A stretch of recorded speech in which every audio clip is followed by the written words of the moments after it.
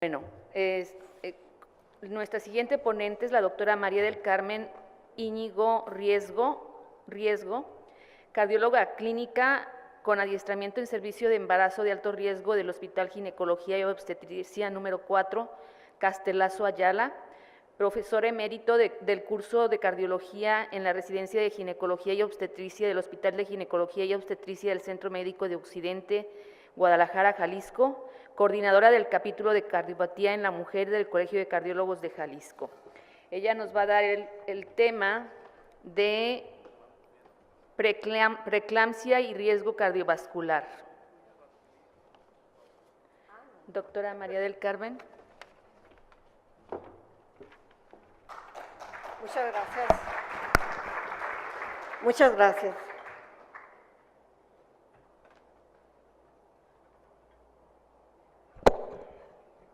Gracias a la ANCAM, al comité organizador, al Colegio de Cardiólogos de Chiapas y a la industria farmacéutica por traerme a Tuxtla. Hacía 20 años que había venido a Tuxtla y no lo reconocí Tuxtla. Hermoso.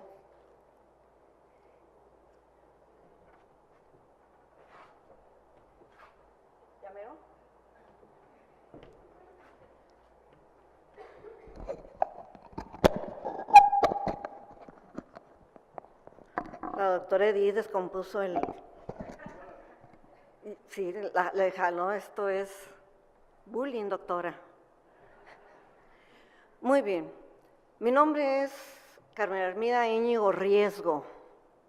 Traigo implícito el riesgo, pero afortunadamente no soy de alto riesgo, soy chori, de bajo riesgo.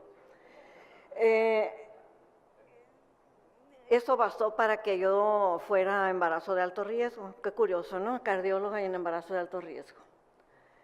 Muy bien, vamos a salir un poco de contexto. Vamos a hablar sobre la famosa preeclampsia, que es aquí donde tanto insiste la doctora Edith, de que se abre una ventana al ginecobstetra para conocer al paciente. Y créanme, después las deriva a primer nivel y de ahí se puede hacer mucho por las mujeres. Sabemos que los trastornos hipertensivos durante el embarazo son la principal causa de muerte, de morbilidad materno-fetal o perinatal a nivel mundial. Complica del 5 al 10% de todos los embarazos. La mortalidad en el embarazo distribuida en forma porcentual en mujeres de 15 a 49 años, que complica por un problema de emergencia obstétrica.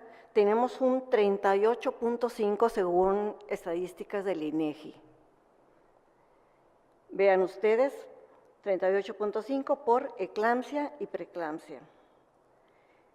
Y la distribución porcentual de defunciones maternas en mujeres entre 15 y 49 años, basta decir que la causa materna se divide en ginecobstetricia, en causa directa e indirecta. Las causas directas son las que están francamente relacionadas con el embarazo y como son los trastornos hipertensivos del embarazo. Vean ustedes, un 32%. Y como un ejemplo de causa de muerte obstétrica e indirecta es, por ejemplo, la cardiopatía y el embarazo. La clasificación de los estados hipertensivos es la preeclampsia, leve, severa, eclampsia, la hipertensión arterial gestacional o transitoria, ahora llamada hipertensión gestacional de novo, la hipertensión arterial crónica, primaria o secundaria, y a la que le llueve sobre mojado, a la hipertensa crónica que se le agrega una preeclampsia sobreañadida. Nos vamos a enfocar, como dice el tema, preeclampsia y la hipertensión arterial gestacional de novo. El embarazo requiere de complejos mecanismos de adaptación. Sabemos que es un estado hiperdinámico, que aumenta el gasto cardíaco, volumen sanguíneo, etcétera, pero Diosito inventó que a las mujeres embarazadas se les bajara las resistencias vasculares sistémicas en una forma considerable de un 21% aproximadamente, lo que hace que la mujer muchas veces con médico o sin médico llegue hasta un segundo trimestre del embarazo, casi a principios del tercero, en forma adecuada. Y esta disminución de las resistencias hay que tenerlas muy en cuenta.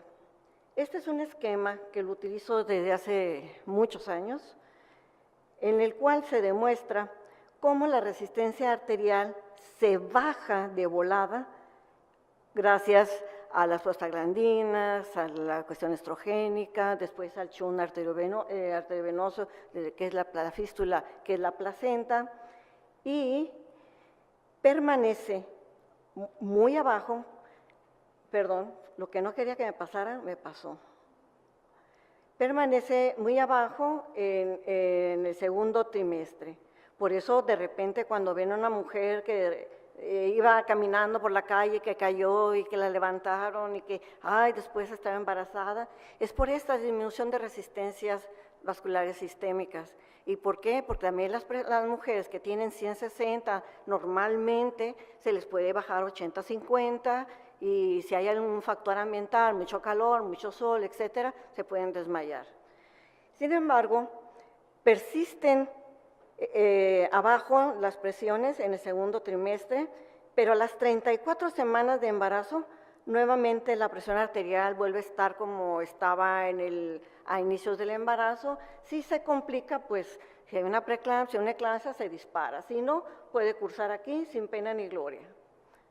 La preeclampsia es una condición relacionada a un imbalance de factores angiogénicos circulantes, una disfunción endotelial y a un daño en la homeostasis vascular.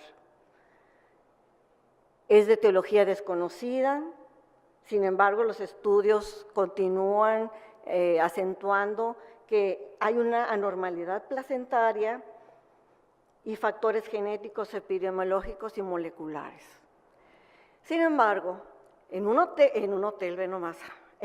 hospital, que estamos en un hotel, muchachos, estamos en un hotel, en un hospital que hicieron en 1940 y tanto, no me recuerdo bien, en Chicago, todavía hay un nicho vacío para el que descubra por qué le pega preeclampsia a las mujeres embarazadas.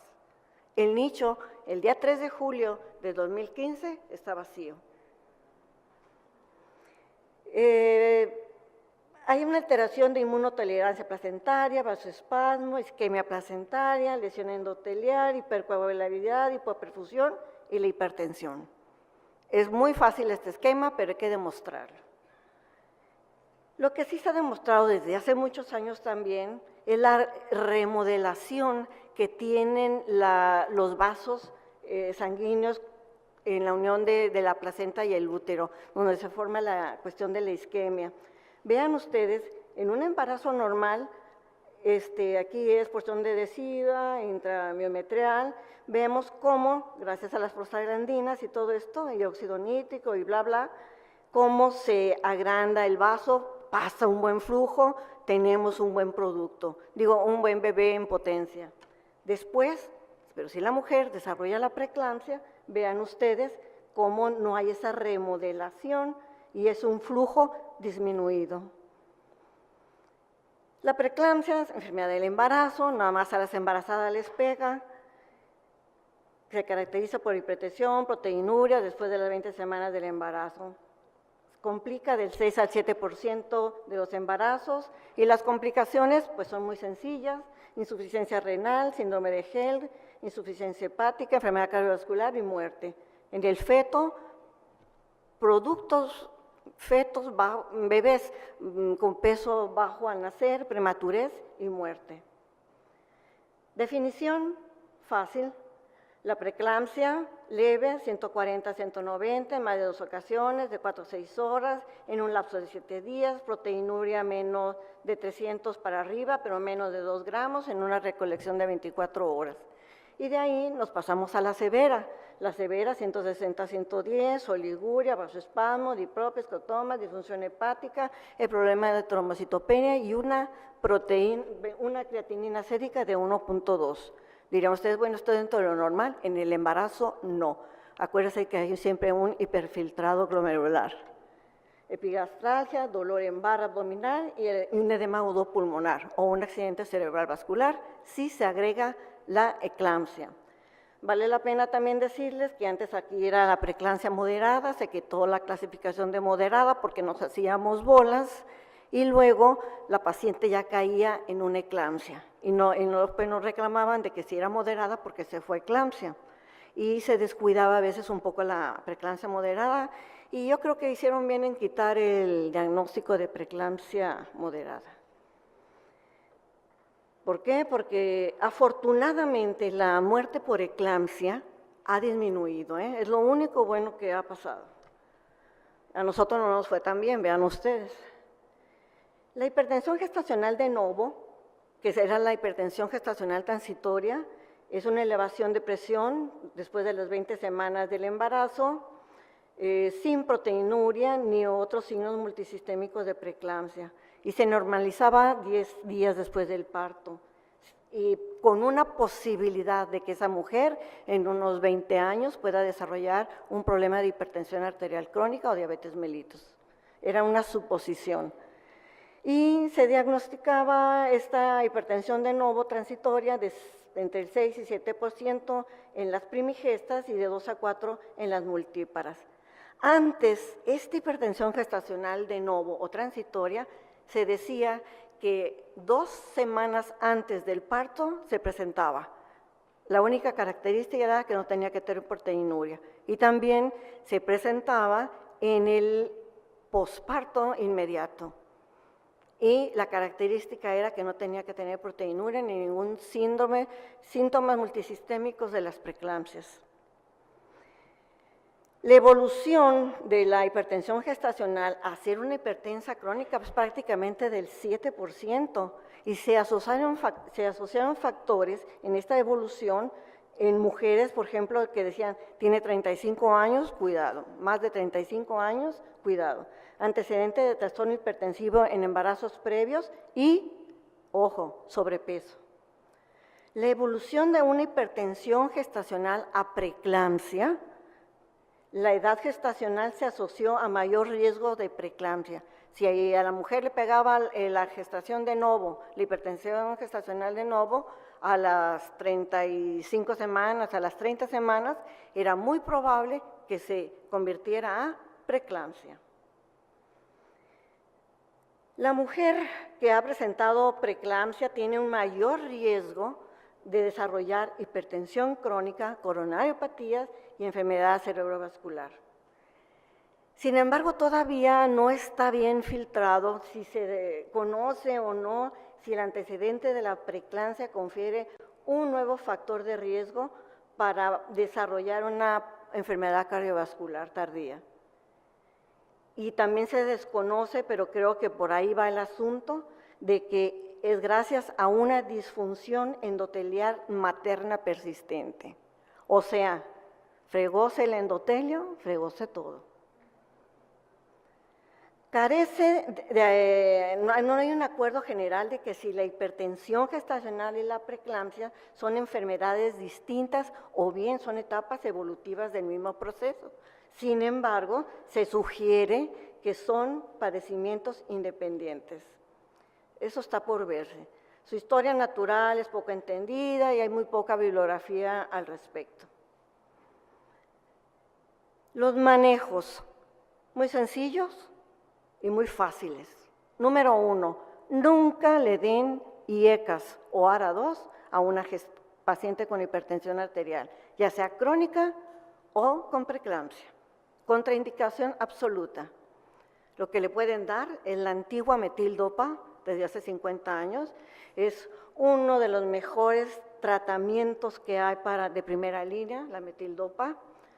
Vean ustedes, aquí está. Esta hipotensión neonatal leve yo nunca la he visto, todos pasan a la leche materna, sin embargo, la metildopa, la hidralacina y la nifedipina también hacen que los nanogramos que pasen sean menos.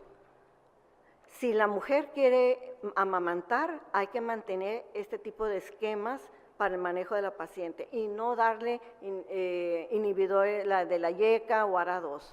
a menos que se quite la lactancia.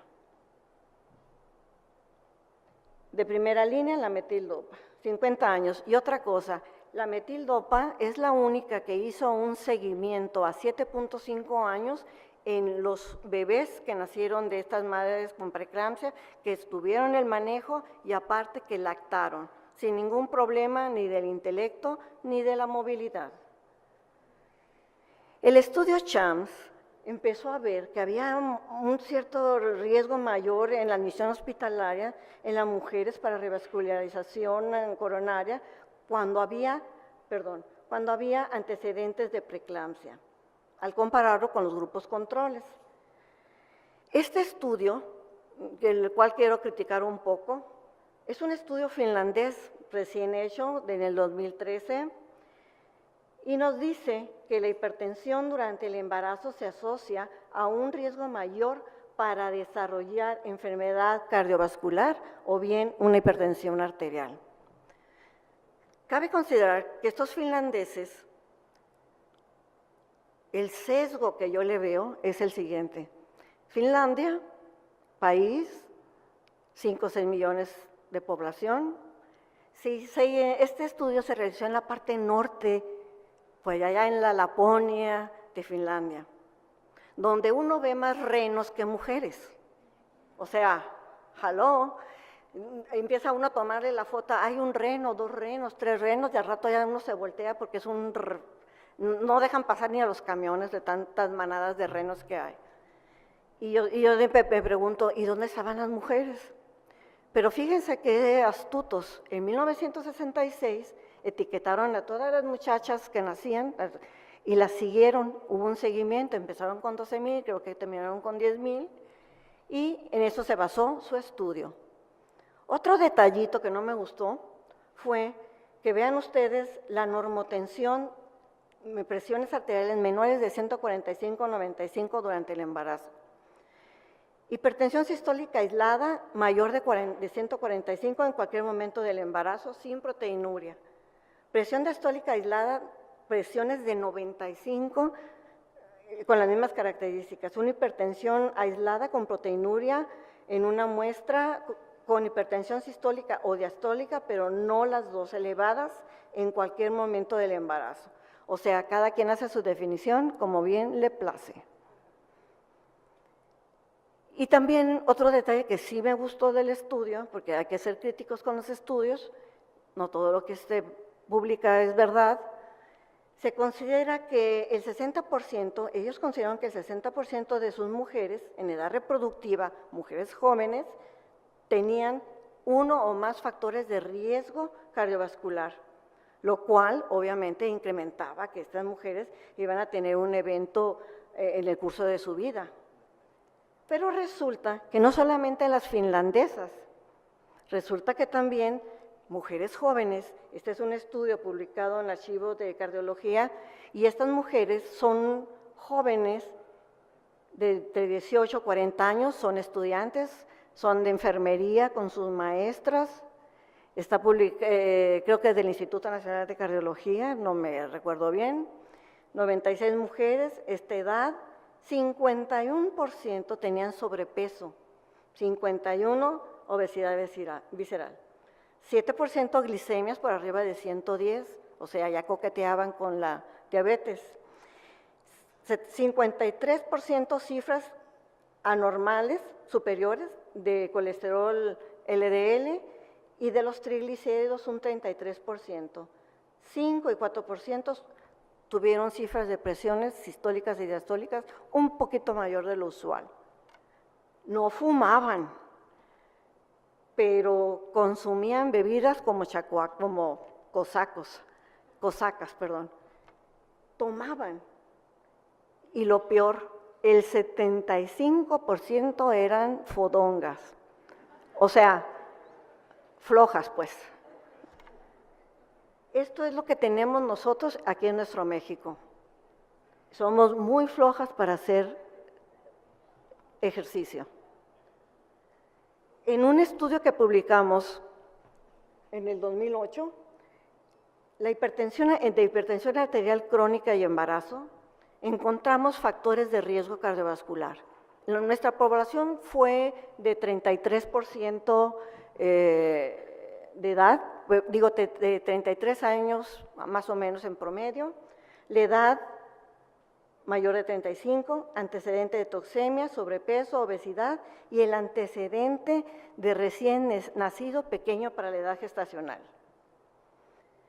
Y tenían, volviendo al estudio anterior, vemos que realmente había una tendencia estadísticamente significativa también en cardiopatías isquémicas, paracardiopatía isquémica, infarto de miocárdico, infarto fatal, insuficiencia cardíaca, enfermedad renal, diabetes mellitus, todo esto con ese índice de confianza. La hipertensión gestacional sistólica o diastólica de novo no se asocia con un riesgo, se asocia con un riesgo futuro en la salud materna para enfermedad cardiovascular, enfermedad renal y diabetes mellitus. Por lo tanto, la hipertensión crónica con o sin preeclampsia o eclampsia durante el embarazo tiene mayor riesgo para desarrollar enfermedad cardiovascular.